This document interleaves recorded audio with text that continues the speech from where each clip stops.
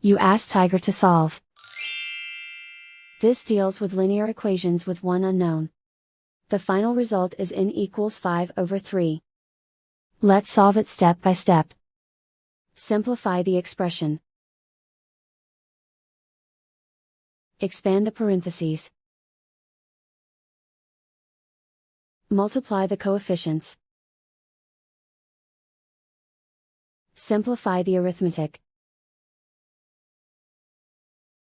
Swap sides.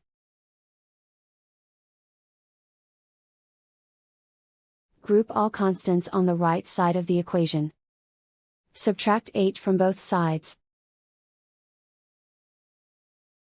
Simplify the arithmetic.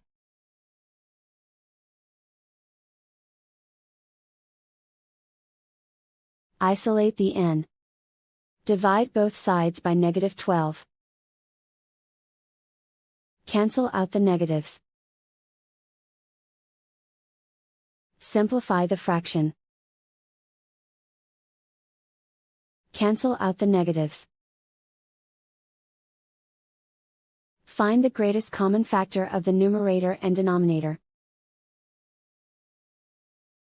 Factor out and cancel the greatest common factor.